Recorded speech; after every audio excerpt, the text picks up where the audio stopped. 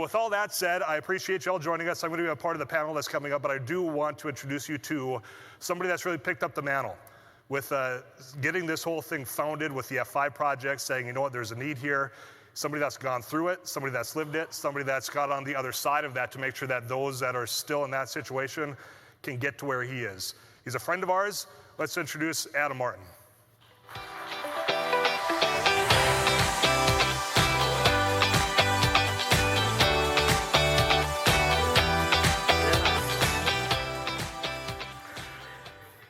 Did that look weird? Yeah, okay. I felt weird. I started over there, and then I was like, oh, shit. My name's Adam. I'm the CEO and founder of F5. Today is our 7th year anniversary of F5 project, so I want to give the staff a round of applause. I don't have any PowerPoints, and I'm just going to shoot from the cuff and talk about, well, I was supposed to talk about entrepreneurship. I don't think I'm going to. So I want to talk about mental health. I want to talk about employment, especially specifically around ADHD, and then people with that may or may not have that diagnosis that probably work for you or are going to work for you. But first, so we started in 2016. Prior to that, I was in sales and marketing and worked at a tech firm, and it was the first job I got after, well, it was like, I take that back. It was probably like the 10th job I got after I had my felonies. And I was really good at getting jobs. I was really, I would interview, I would do the application, and then I would get the job, and then usually they would do a background check, and then I wouldn't get the job, right? And I just gave a talk on housing yesterday, and it's very similar in the housing market where you do the application, and then they'll tell you that they approve you, but they'll approve you if you have a cosigner, right? Or they'll approve you if you can provide something or whatever. It's a lot of red tape coming to employment and housing and stuff for people with felony backgrounds. And it used to be where you could just deny them, and I think that the trends are going in the direction where now you have to give an explanation, but they're still not hiring and they're still not housing them, but they just give you an explanation that probably isn't true. Really what it is because you're a felon, right? So we're just nicer about it. Right? Like, we appreciate that, and you would be a good selection here, but because of the length of your, from the felony, or because you don't have a cosigner, or because of this, but really what you're saying is that we don't want you here, right? And when it comes to mental health or whatever, like doing, the background checks or doing the denials, and you can appeal it if you want, right? And then after you appeal it, then we'll reconvene and decide or whatever. I don't know if you guys have ever had to go through something like that, but it's almost more damaging to go through something like that than just someone just telling you no, right? Because your hopes get up. Like when I was locked up, the 2 longest days was the day I was waiting to see how long I was gonna be in prison or jail, and then my last day, right? Those are the 2 longest days. And the only other time I've gotten that feeling is while I'm waiting to hear back if I'm going to get housed or if I'm going to get a job. Just for them to come back and say no. And so for that week period of sitting there waiting to see if I was going to get the place, because I did everything that they asked me to do just to come back and say, we talked to our attorneys, we talked to these people, we talked to the CEO, whatever it is, and we're going to stand firm and not extend or rescind our offer. So I got sober in 2013, and I had applied at a job prior to the job that I got that changed my life, right? The silver lining to this denial that I got is that it set me on a path or a trajectory to completely change my life at a different company, right? We could play hypotheticals all day long. It could have happened at that company. I think that I come from a type of skill set and background, and that wherever I would have landed, it would have been great, right? And so I applied at this job. It was a very similar tech job as the one that I ended up getting. And they were willing to give me more money than the company that hired me. They were willing to give me a company vehicle. They were willing to give me a cell phone, a laptop, the whole works. They were going to give me an office. And then they said, just real quick, we just got to let you know, we're going to run a background check. Probably nothing's going to happen, you got the job. We just want to make sure that we have our, the loose ends tied up or whatever. And then 4 or 5 days came back and they said, we're just letting you know where we're sending the offer, right? The whole language changed. And I was upfront with them about it. And I told them, like when they said that they were going to run a background check, I was like, just so you know, it's going to be colorful or whatever, and they're like, oh, no worries, we hire people with backgrounds all the time. And I was like, yeah, maybe, not this background. And it wasn't really, I have 5 felonies, and I think the biggest one was like Class C theft and burglary. I know you're probably like, oh my God, burglary? Like, it is a big deal. I'm not diminishing it or whatever, but it had been like a long time since they had happened. And I had completed probation and I had completed treatment, and I was in the process of, trying to get my kids back, and I was in like recreating my life, right? The problem is I had no proof, right? The only proof I had on paper is that I was a convicted felon. I didn't have a job history. I didn't have good credit. I didn't have anybody on my side telling me that, or telling people that this is a guy that you can believe in, right? Or this is a guy you can give a chance to, or a fair chance, or a second chance. There was no credit score for changing life, right? And so they sent me an email and they said, we're rescinding the offer. And then I sent them an email and it was like, hey, can you reconsider? Can we talk about this? And then they sent me the corporate number, right? And I felt worse at that time than I did before I thought that I couldn't get the job. Now they just validated my fears. And so when I posted on Facebook that I was not anything bad about them, I was just like, I thought I had the job. I'm done with tech sales.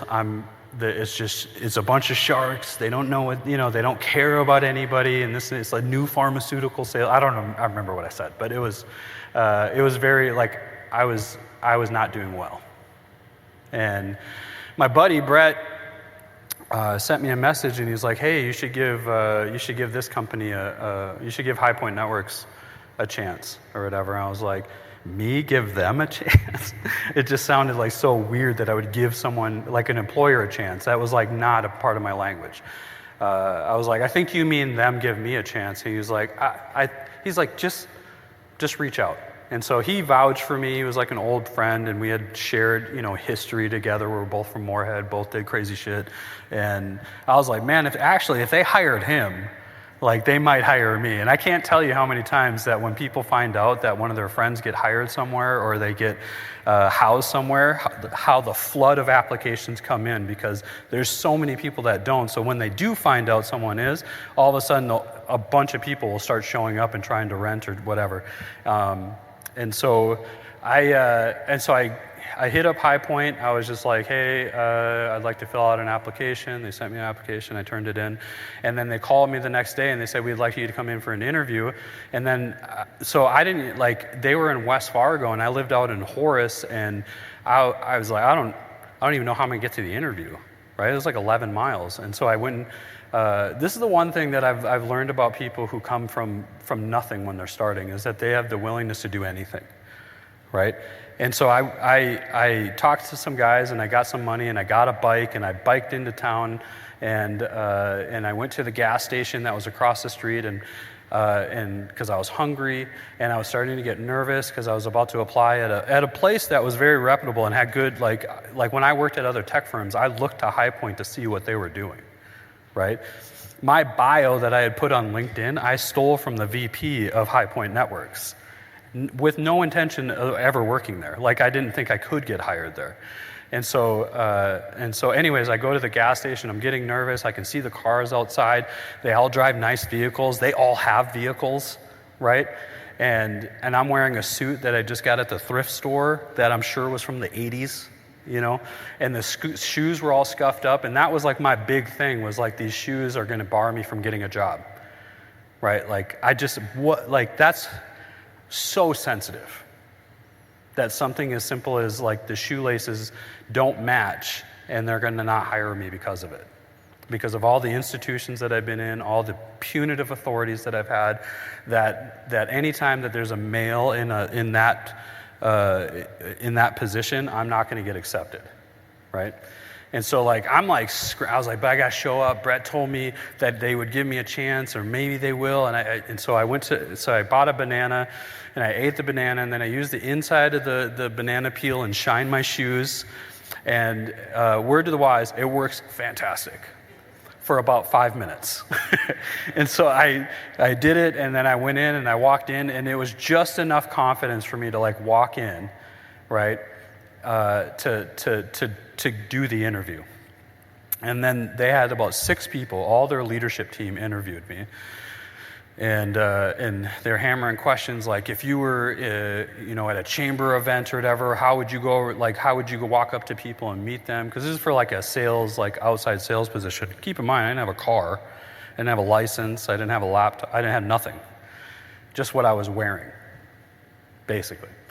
And so I just like broke it down. Like I didn't really have sales jobs prior to that. I had like inside sales jobs, so it was never like outside. I think maybe because people were fearful of me actually meeting people, right?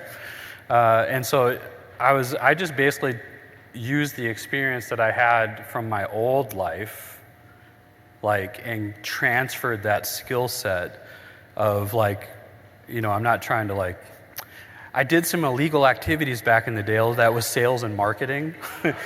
And those skills transferred over, and I basically just changed the titles and the details of it, and they extended an offer. And so then after they extended the offer, I was like, I might have some, a criminal record. And they were like, you might? And I remember the guy's like, you might be pregnant? Like, do you have a criminal record? I was like, yeah, I got like a few felonies. And they're like, what's a few? It was like 5 and 10 misdemeanors. But I'm not on probation. I completed probation. I completed treatment. I've been sober for, looking back on it, I'm like, they must have been crazy. Because I was like, I've been sober for 2 weeks. And they're like, that's awesome. And so they were like, we'll get back to you. And I was like, I pretty much wrote them off. I was like, they're going to just say I'm not going to have the job. And so then, and that's actually the next day I told them in an email, I was like, just so you know, I don't have a license either. And so the VP responded to me, and he was just like, hey, how long is it until you get your license back? And when that was the first time that someone ever asked a question. And I can't tell you like how empowering it was that someone gave me the ability to explain, right? And so I was like, if I'm making all right money, and I get, you guys pay me like every 2 weeks or whatever, because I don't know how it works in sales or whatever, I should be able, maybe 3 months or something like that. And then I sent the email. I was like, man, I just told them that a new outside rep is not going to be able to drive for 3 months. They're definitely not going to call me back. And so then another leader emailed me and was like, hey, the CEO is coming in to town. He'll be in town next week, and he wants to meet you. And I was like, now it's like weird or whatever. Like the CEO of a company wants to meet someone who's literally on the bottom, right? And so I was like, sure, what time? And then so I showed up, and she was like, oh, side note, you don't have to wear a suit. Just wear normal clothes. We don't wear suits here. And I was like, okay. And so then I show up to this meeting, and it's all the same people.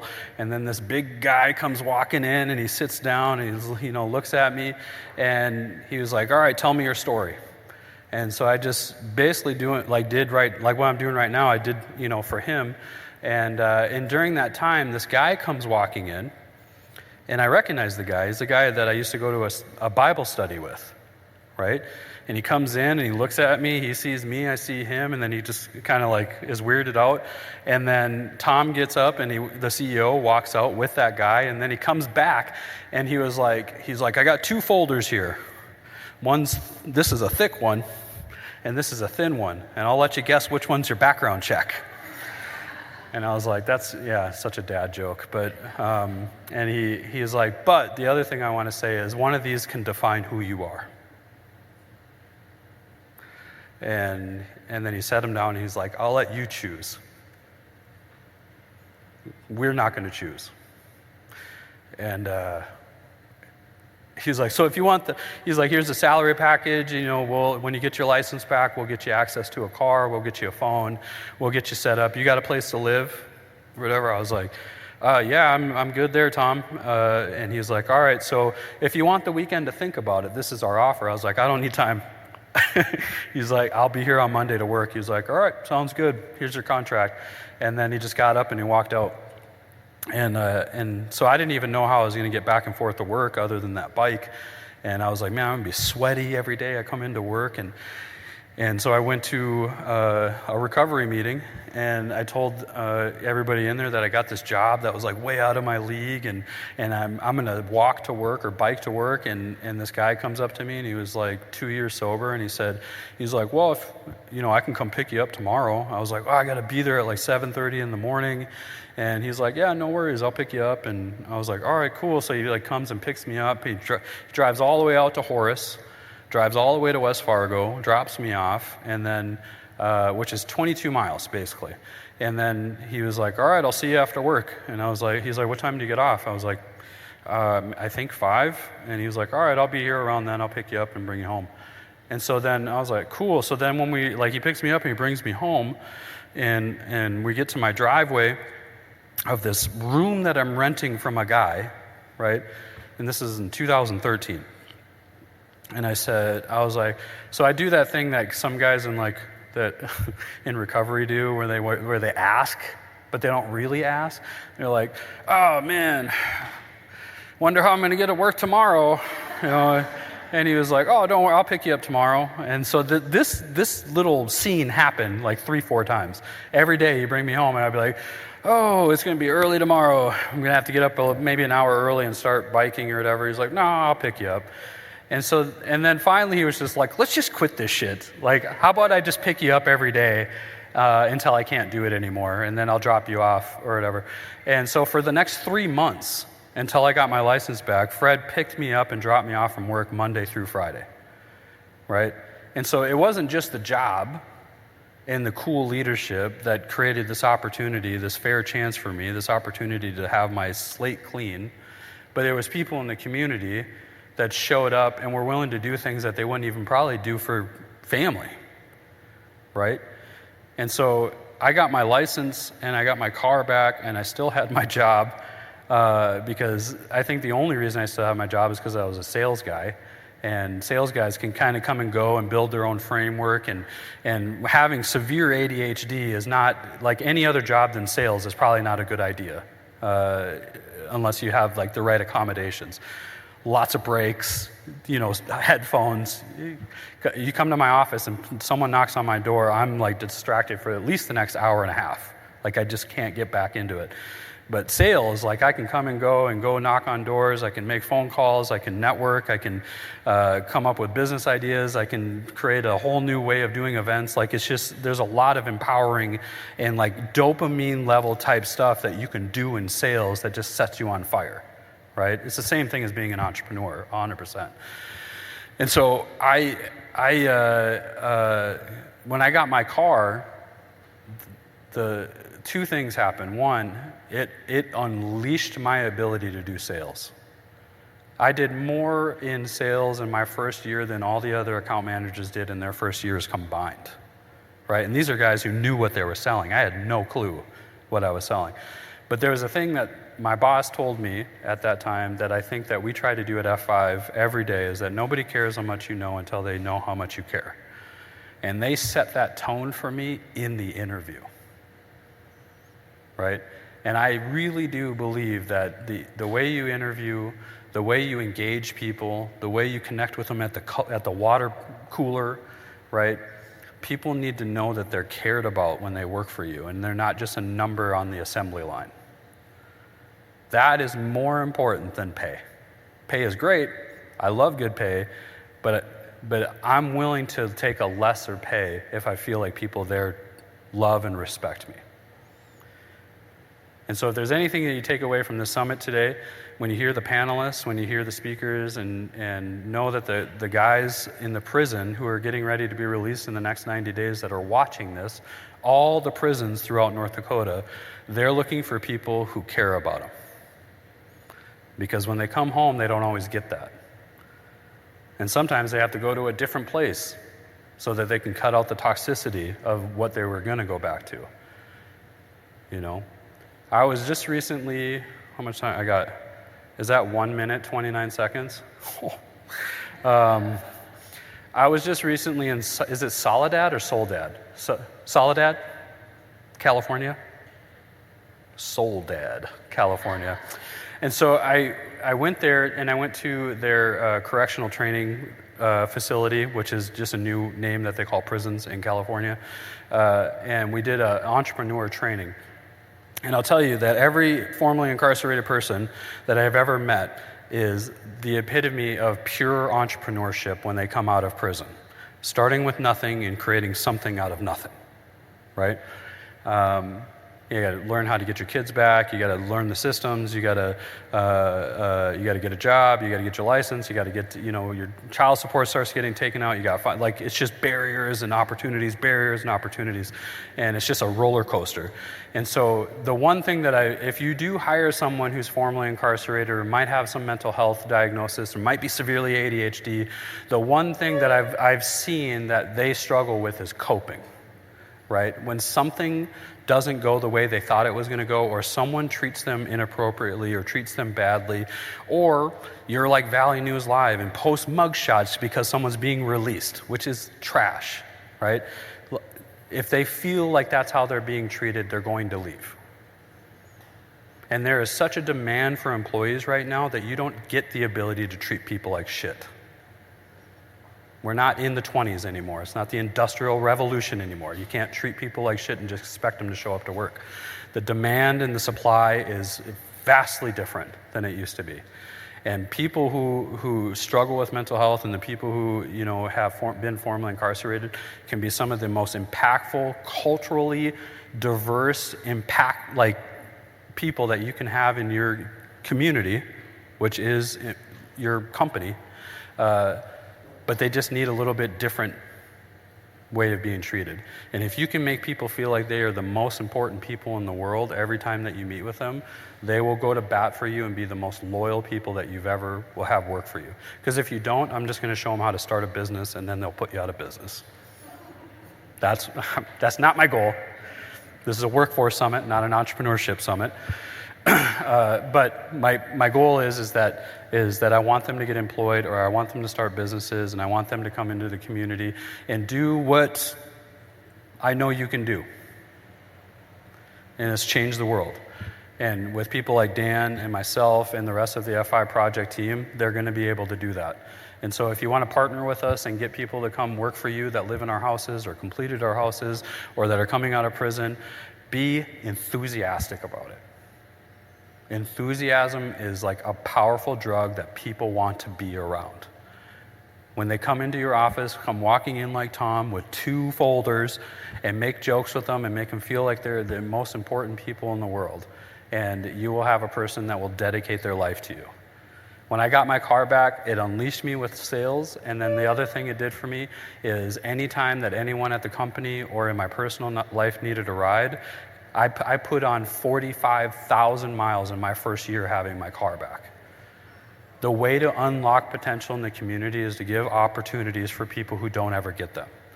And I promise you that they will 10 times that opportunity for the people around them if they work. I appreciate your time. Thank you very much.